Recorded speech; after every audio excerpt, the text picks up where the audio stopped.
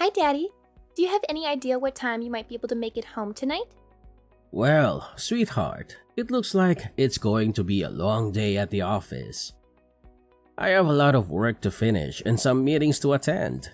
I'll probably be wrapping up and heading home around 7 p.m. Why do you ask? Oh, nothing much. Just that I thought I'd take over the kitchen duties tonight. I'm planning on cooking up some chicken breasts and baked potatoes for dinner. Really?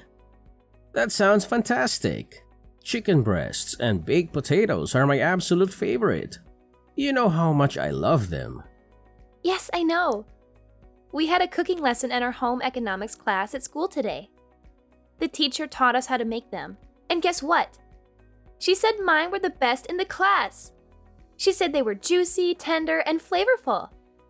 So I thought, why not make them for dinner tonight? That's wonderful, Jenny. I'm really looking forward to tasting your cooking. If it's as good as you say, maybe you can take over the kitchen more often. You know I'm not very good at cooking, and Mom is always busy with work. Well, just a heads up. If you don't finish everything on your plate, I might get a little upset. I've put a lot of effort into this.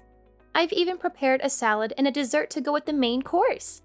Oh, don't worry about that at all. I'm sure it's going to be delicious. And I'm very hungry right now, so I'll probably eat everything you make. By the way, isn't Mom going to be home for dinner tonight? No, she mentioned this morning that she has to work late again and won't be able to join us for dinner. She said she has an important project to finish and a deadline to meet. Oh, I see. I wasn't aware of that. Well then, I'll try my best to wrap up here as soon as possible and head home. See you in a bit. Okay, can't wait for you to try my cooking. I hope you like it as much as I do.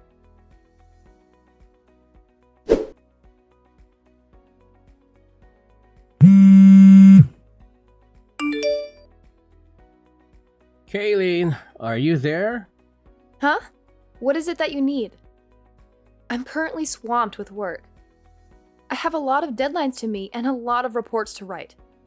Kayleen, are you planning on working late again tonight? Yes, I am. Is there a problem with that? Kayleen, remember our conversation last night? You promised me that you'd try to come home early today. We agreed that we should try to minimize the time Jenny spends alone at home. Did I say something like that? I don't recall making such a promise. Besides, there's not much I can do about it. It's work. Working moms are always busy. That's not a valid excuse, Kaylin.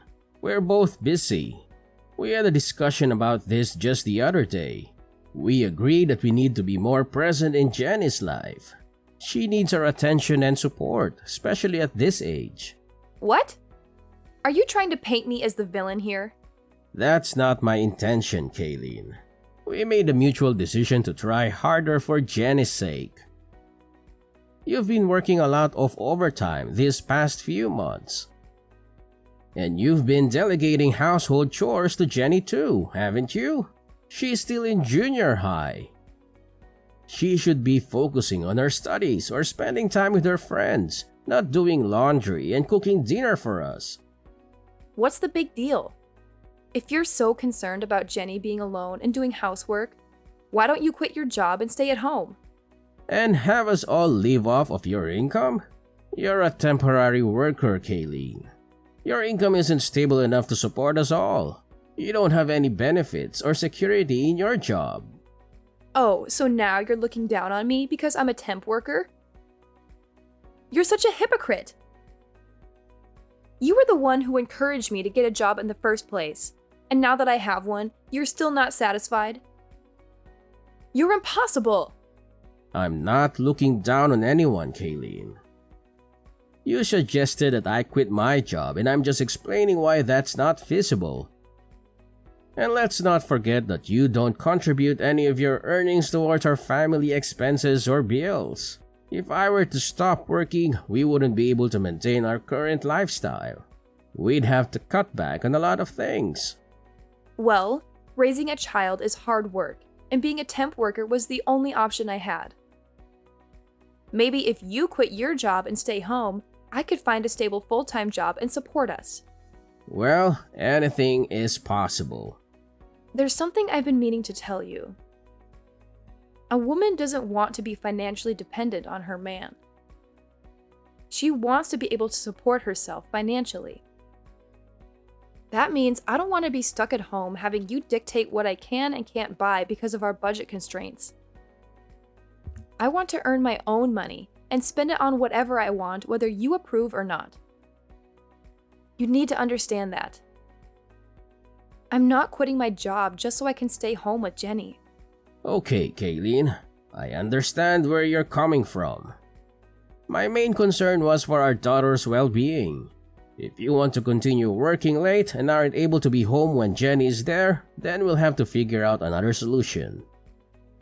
Maybe we can hire a babysitter or ask one of our relatives to look after her. Oh, there's something else I need to tell you. You know the debate competition Jenny has been preparing for this week after school? Well, there was a scheduling conflict with the basketball tournament, and they had to move her debate competition to next week. Next week? That might be difficult for me. I'll have to rearrange some things. I already requested the afternoon off for this week, but I don't know if I can do it again for next week. Let's not mention this change in schedule to Jenny until we're sure whether or not we can make it. It would break her heart if we weren't there for her debate competition. Let me see if I can rearrange my schedule at work. I should know by Friday whether or not it'll be possible for me. Don't worry. Even if you can't make it, one of us will be there for her. She'll have someone there cheering her on. Okay then. If her debate isn't this week, then I guess I'll tell my boss that I won't need the afternoon off after all. Hopefully, someone will be able to cover for me next week. Okay. We won't mention anything about this change in schedule to Jenny until we're sure.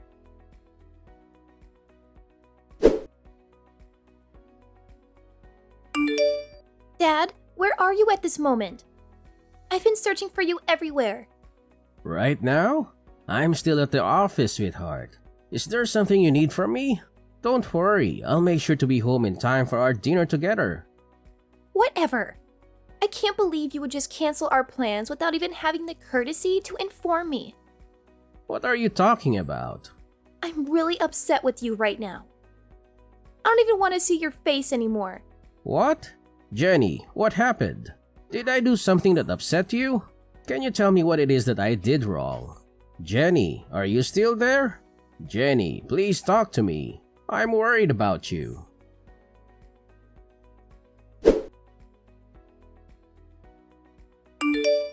Is Jenny at home right now?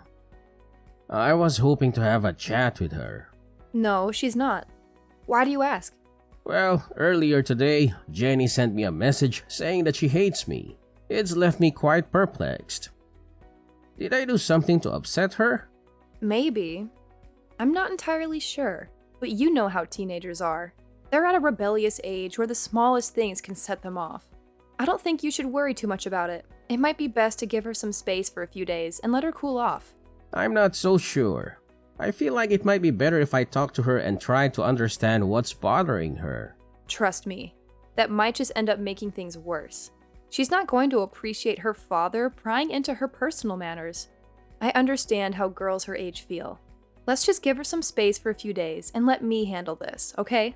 Maybe you're right. Alright then, I'll leave it up to you. Good. I'll take care of everything. For now, just keep your distance from her. And don't worry about her debate competition either. I'll be there for her so you don't have to. In fact, given the circumstances, it might be better if you didn't attend. If you think that's best. It's not uncommon for children to say things they don't mean in the heat of the moment. Don't take it too personally. I suppose. It's just that she's never said anything like that to me before. Well, maybe she's been holding it in for a long time. Maybe she's been feeling neglected and unloved by you. Or she's been resenting you for always being busy with work and never spending time with her. That's not true. I love Jenny more than anything in the world. I work hard to provide for her and give her a good life. I always try to make time for her whenever I can. Well, maybe that's not enough for her. She needs more than just material things from you. She needs your attention, affection, guidance, and support. But I do give her those things. I always listen to her when she talks to me. Really? What? What are you talking about?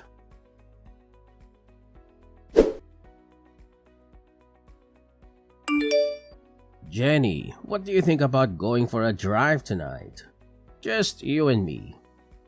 It's been a while since we've had some quality time together, just the two of us. We could use this opportunity to catch up and talk about anything that's on your mind. No, I don't feel like it. Jenny, I've noticed that you've been avoiding me these past few days. I'm not sure why, and it's really bothering me. If I did something to upset you, I want to make it right. Can you at least tell me what's wrong? I'm here to listen. It's about my debate. You never came to see it. You said you'd come. You promised. Huh? Your debate? But isn't your debate scheduled for next week? No, it's over. What? Are you serious? Your mom told me it was rescheduled to next week. It wasn't rescheduled. Jenny, I'm so sorry. It's not just that. You told Mom that I'm ugly and stupid, didn't you? Mom's friend told me you said it. What? Jenny, I would never say anything like that. You're the most beautiful girl in the whole world. And I know you're smart. That's why you were chosen to join the debate. Everyone knows you're smart. You're just saying that to make me feel better. And I know you stole some of my favorite clothes from my closet. What? Why would I do that?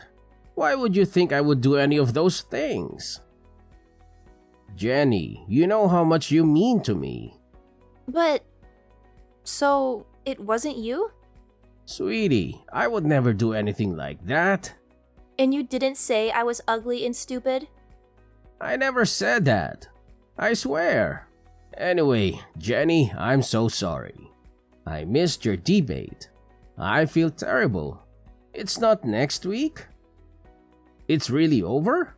Yeah. I'm sorry. I don't know how this mix-up could have happened. I should have been there for you. I really wanted to go and watch you. I swear. Yeah, I know. I'm sorry too. So, sweetie, who was it that said I was saying bad things about you? Which one of Mommy's friends?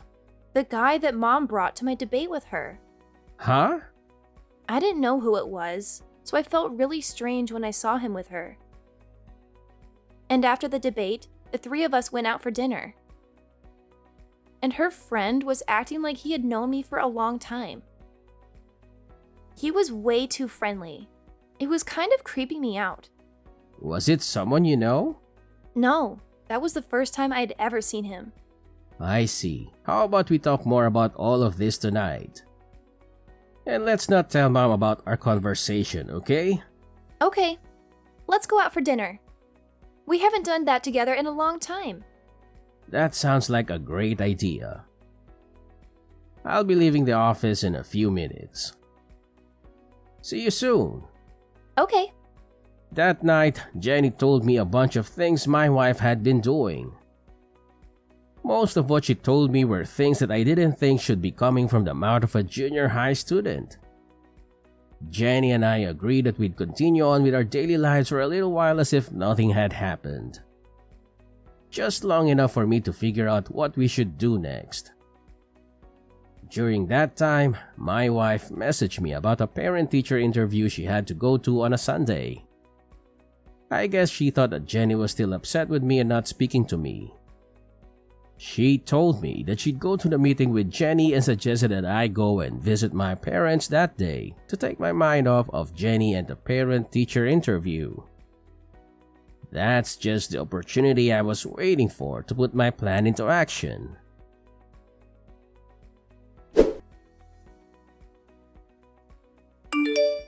I'm currently at my parents' house. How are things on your end? Is everything going well? Everything's going well here. The parent-teacher meeting isn't scheduled until later this afternoon. We're just taking it easy at home and watching some TV. It's a nice change of pace. Wait, did you say you're at home? I thought you might be out somewhere. Yes, why wouldn't I be? I'm just enjoying a quiet day at home. Oh, I see. So you're living in a hotel now? That's news to me. I must have misunderstood something. What are you talking about? Why would I be living in a hotel? Well, to be honest, I'm not actually at my parents' house right now. I'm downtown. And guess what? I saw someone who looks exactly like you. She even went into a hotel with a man I've never seen before. She seemed really happy and excited. Maybe she had a double espresso this morning to kickstart her day. That's interesting. But I'm sure you're mistaken. It must have been someone else who looks like me. Are you sure? Because she's wearing the same suit you said you were going to wear to Jenny's parent-teacher interview today. The exact same dark blue blazer. The guy looked pretty dressed up too. I wonder if she's planning on going to the parent-teacher interview right after leaving the hotel. If it was you doing that, I'd be really upset. I've already told you that's not me. You're obviously mistaken. It must have been someone else. But I'm really curious to find out. If it's not you, then maybe you have a long-lost twin. If that's the case, I don't want to miss this opportunity to reunite you two, so I think I'll just wait outside the hotel until she comes out. Okay. You want me to come out and say it, don't you? Yes, I'm cheating on you. Who cares? Sorry. You admitted to that a lot faster than I thought you would. Well, I couldn't stand your indirect accusations anymore. You're always so annoying. That's probably why Jenny hates you so much, too. By the way, I'm leaving you and moving in with my new boyfriend. What? What are you talking about? Exactly what I said. At first, I was going to make you take Jenny, but my boyfriend said he'd feel sorry for her if she wasn't with her mom. So he figured it'd be better if Jenny came to live with us. Is that really what Jenny wants? Of course. She doesn't want to live with you at all. Well, Jenny is the one who told me that you'd likely be with that guy today. What? Do you really think I'm that naive? A parent-teacher meeting on a Sunday afternoon? That's quite unusual, don't you think? And by the way, Jenny mentioned that the guy you're with was trying a bit too hard to be nice to her. It was making her uncomfortable. What are you talking about? And she also mentioned how overly affectionate you were being with him. You were trying too hard to get Jenny to like him. She could tell that neither of you were acting like yourselves, especially you. Ugh, that ungrateful child. Kids aren't as naive as you think. They can see right through someone when they're being insincere. Whatever. You and Jenny can do whatever you want. I'm leaving both of you. If you want, you can sue me for compensation money. I don't care. My boyfriend will pay it for me. He's wealthy, so it won't affect him at all. You know, I don't think that guy is really interested in you. What are you talking about? Jenny told me that some of her clothes have gone missing from her room. Have you been inviting that guy over to our house? Yes, he's been over. But her clothes are missing? Jenny's clothes? He's the only person I can think of who would take them. Don't you think that might be why he was so insistent about Jenny moving in with you two? No. He's not like that. Why don't you just ask him? He's in the same room as you right now, isn't he? Hello? Are you still there? He left. What happened? When I told him that after we divorce, I was going to have Jenny live with you instead of me. He said, Well, then there's no point in any of this. And just left. Is that so? That's hilarious. Did that really just happen? Oh, some guy looking really upset just left the hotel. That must be him. Don't worry about it. Hey, are you still there? Yes, I'm here. I literally just sent you a message. No, I mean, are you still standing in front of the hotel? Yes, why do you ask? I'm in room 405. Why don't you come up here? What are you talking about? I'm sorry for all the harsh things I said to you earlier. I realize now that I was wrong. I promise not to behave like that again. Can we talk this over? That's not possible right now. So just hurry up and get down here. Why not? It wasn't my fault. He deceived me. I had no idea he was that kind of person. You're only saying that because now you know he wasn't really interested in you. But he promised me the glamorous life I've always wanted. How could I resist such an offer? He lied to me. He's the bad guy, not me. You can't blame me. Any girl would be taken in by that. But women don't want to be supported by their man. They want to be able to support themselves financially, right? Shut up. I take back what I said before. I'm not talking about what you said before. That's what the person beside me is saying right now. Your boss at your current temp position. What? I looked into it and found out right away. The guy you were cheating on me with is your boss's husband, isn't it? I'm down here in the lobby with your boss. We were both here the whole time. She grabbed her husband as he was trying to leave the hotel. Just wait. Is she really downstairs? Mrs. Peterson? Yeah, that's why I told you to hurry up and get down here. We're all waiting for you. What? No way. I'm not going down there. You have to do something. There is no getting out of this now. Mrs. Peterson is suing both you and her husband for your affair. Oh, and you can bet that I'll be doing the same. You don't even want to imagine how much this is going to cost you with both of us suing you. But you'll have no problem paying for it, right? Because you've been working all that overtime for the past couple months, right?